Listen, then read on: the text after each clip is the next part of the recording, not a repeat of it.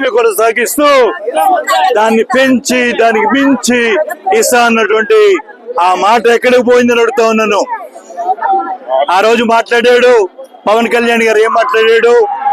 అయ్యా నాణ్యమైన మందు ఇస్తాడట, నాణ్యమైన మందు ఇస్తాడంట.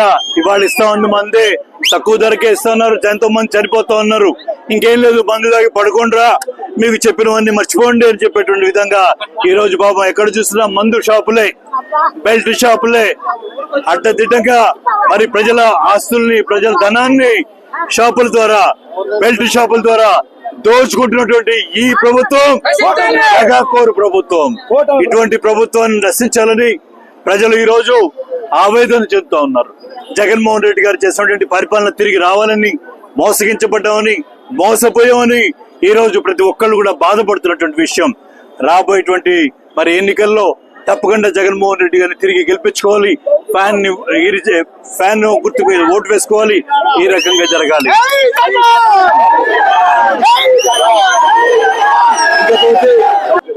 రఘుపతిని 27,000తో గెలిచినటువంటి ఎమ్మెల్యే గారు, ఈ ఎమ్మెల్యే గారు ఏం చేస్తా ఉన్నారు?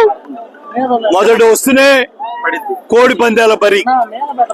అయ్యా డబ్బులు ఎక్కడ? ఇంకా ఎలక్షన్ లో కొంతమంది పాపం బెట్టింగ్ కట్టి ఓడిపోయారు, ఇంకేమన్నా ఉంటే ఊడ్చుకెళ్ళటానికి బరులు కట్టి కోడి పందాలు తీసుకొచ్చారు. ఇదేనా అభివృద్ధి అంటే? ఇదే అభివృద్ధి అంటే? వాళ్ళ పిల్లల్ని అన్యాయంగా వ్యసనాలకి బలి చేస్తా ఉన్నారు. అటువంటిది ఈ రోజు ఒకట మనం తెచ్చుకున్నటువంటి అనేక పథకాలు, ఈ రోజు 510 కోట్ల రూపాయలతో మెడికల్ కాలేజ్ తీసుకొని వచ్చాం.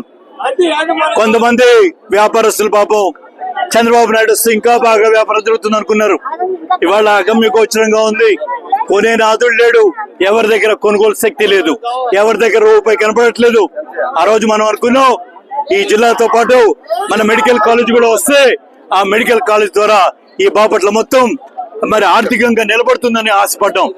మరి ఈ రోజు రెండేళ్లైంది మెడికల్ కాలేజీని ఆపేశారు.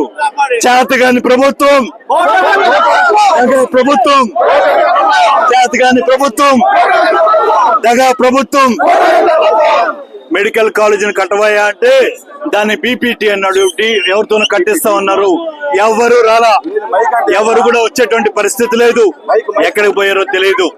ఈ రోజు బాపట్ల ప్రజలందరూ కూడా ఆకాంక్ష, బాపట్ల మెడికల్ కాలేజీ రావాలని, బాపట్ల టీచింగ్ హాస్పిటల్ రావాలని, 500 పడకల హాస్పిటల్ రావాలని, ఇది బాపట్ల ప్రజల ఆకాంక్ష.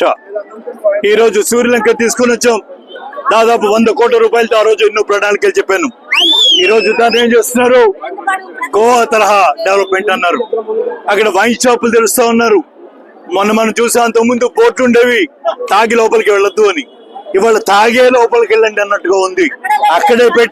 అక్కడే షాపులు పెట్టి తాగే లోపలికి వెళ్ళండి అన్నట్టుగా ఈ రోజు సూర్యలంకలో జరుగుతున్నటువంటి విషయాన్ని మీ అందరూ దృష్టి తెస్తా ఉన్నాను. ఈ రకంగా అనేక రకాలుగా ప్రజల ప్రాణాలతో ఆడుకుంటున్నటువంటి ప్రభుత్వం ఈ ప్రభుత్వం.